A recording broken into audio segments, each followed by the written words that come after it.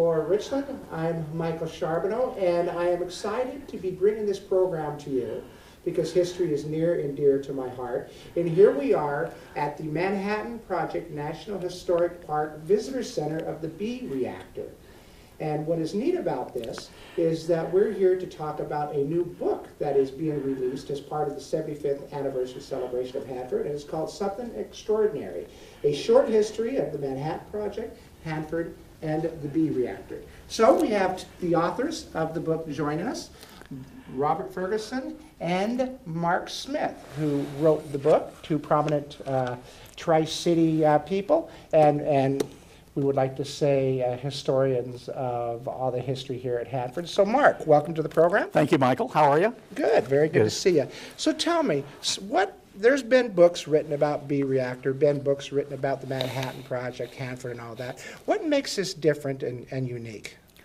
I think the thing that really makes this unique is that it is a broad overview of the Manhattan Project, Hanford, the B reactor, and all that's happened, the Cold War and all that's happened since.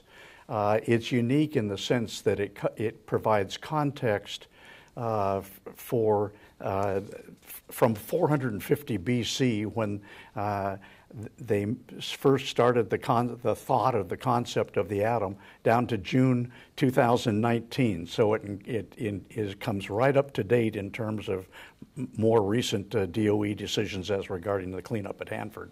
The other thing that's interesting about it is that it has a 13-page chronology that starts about 1939 and goes to June 2019, along with an appendix that covers the whole information about atomic science. Well, joining us now is the second author of the book, Robert Ferguson, and Bob. You know, he has quite the history. He's a nuclear physicist, a former B reactor operator, helps build and start up FFTF, worked for TRIDEC, and just been involved with the community as a community activist and things for your entire life. So, I mean, it's quite a prestigious background there, Bob, and I'm so very glad to get to talk to you. So, with that said, there's a difference between what you brought to the book and what Mark brought to the book. Explain that to me and how that worked to make this book what it is. Surely. Well, Mark is the one that had the idea for the book, and he approached me based upon other books that he had written, and he's rather famous for his book about Sam Volpin test, and I lived a lot of that history as well. And he was aware that I had a long background in Hanford, and so marrying the two, the history which he brought and the background that I had at B reactor was kind of a natural for the book itself. So we very complemented each other in the development of the book. He brought a historical background that is unique. There's been a lot of books written about B reactor, but we think this is probably the first one that has integrated the long history that is relevant to how B reactor ever got started, why it was.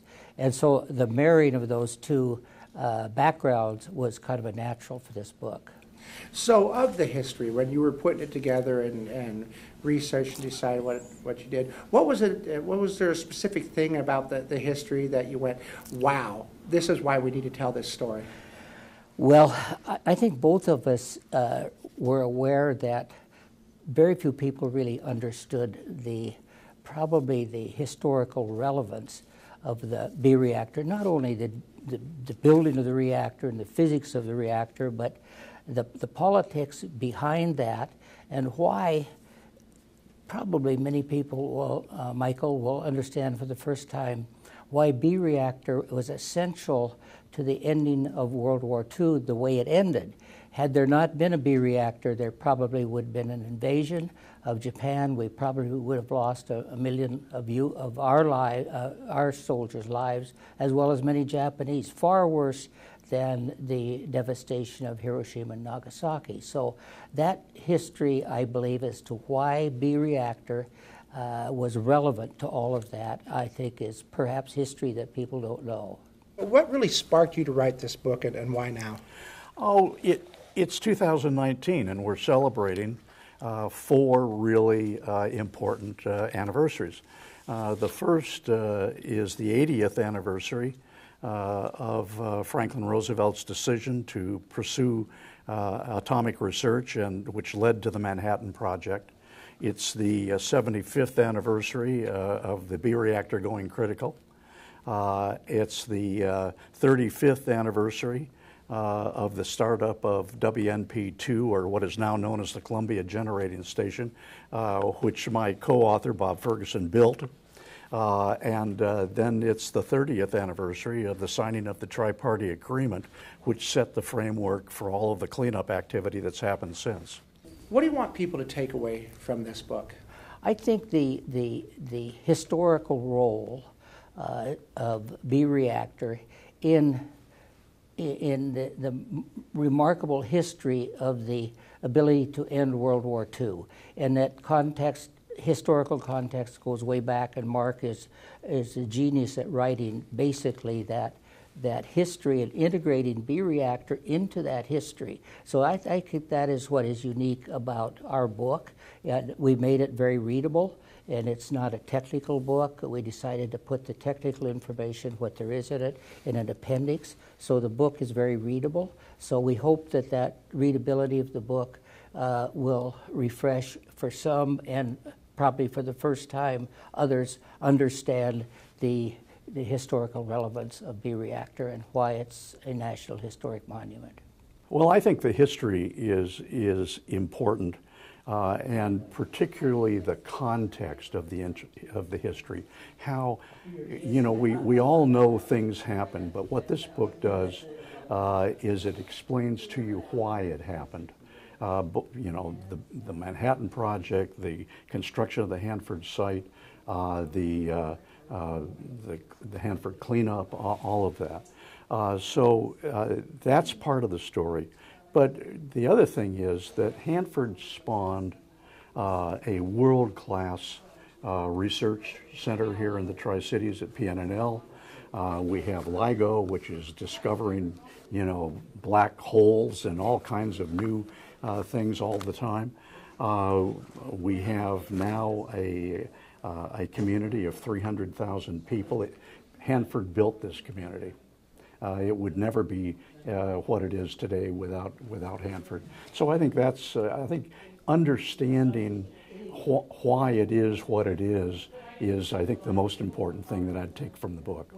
You're going to be having a launch party this Friday, and encouraging people to come out to get this something extraordinary book. Tell me about the party and what to expect. The book release is going to be here at the B Reactor Visitor Center at between 4:30 and 6:30 on Friday afternoon. Bob and I will be here signing books, and I hope everybody will come and say hello and greet each other and look at the many fine exhibits that they have here at the Visitor Center. A great way to end this. If you would like more information about, well, let's just talk about the 75th anniversary of Hanford coming up, you can go to hanford75.com. I'd like to, of course, thank my two guests we've had today, Robert Ferguson and C. Mark Smith, and for bringing us this book. And if you have any questions about your city, the easiest thing to do is go to the link at the bottom of the screen. And remember, we are where you are. You can follow us on all our social media sites, including Facebook, Twitter, YouTube, and Instagram. Thanks for watching this special program, Explore Richland. I'm Michael Charbonneau, and we'll see you next time. Mark, do you think they still have the bus going? We can hop on it and head out to B Reactor? Let's go try to find out.